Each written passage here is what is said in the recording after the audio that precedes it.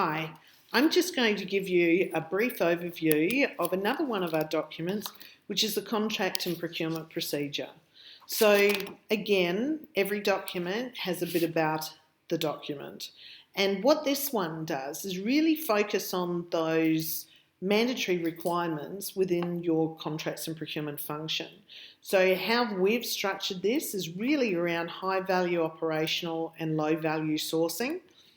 And then if we move through the document, there's some assumptions that are made also. Things around the documents pretty much in Promitheia flow the whole way through and they're referenced as such. So you don't have to buy all the documents, but they are definitely referenced. So it's really important to understand the content. Then we talk about how to tailor the document. Again, the items in yellow are the text that you really want to focus on as well and need to be edited.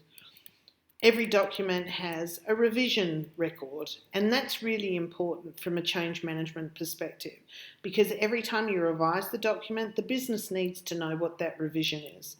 It's really very simple. The document ownership and the status. So, I've worked in organisations where your reporting line changes consistently. That element, really important to make sure that you know that the relevant authorities have signed off on any changes. And then we get into the table of contents. Now, the C&P Contracts and Procurement Procedure is actually 41 pages long. So it's a pretty comprehensive document and it's intended to be that and generic so that you can actually peel away items if you want, or you can add more items. But the basic amount of information is pretty substantial. So when you're actually looking at this document, you can see that it covers off on all your compliance, all your other support functions, your local content, your authorities matrix, risk assessments. And then when it comes to pre-qualification and RFIs, etc., but then when it comes to those high value operational and low value sourcing, it goes into a lot more detail.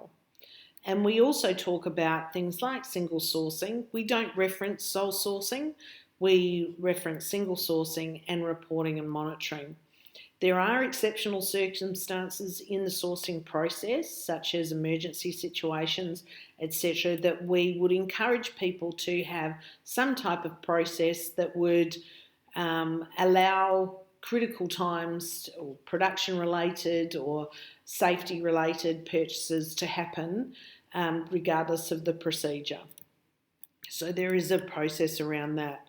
And then as you see, if you go through the document, it talks about roles, responsibilities, and then we get into the actual sourcing process. The most important thing in this document from my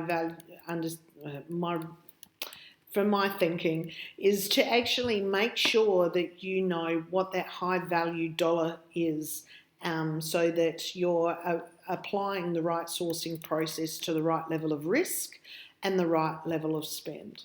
So as you can see, working through the document is very, very comprehensive, and I think if you would like to understand more information around the documents, please don't hesitate to contact me. I'm available for free consultations or simply send an email to Promitheia Procurement. Thank you for your time.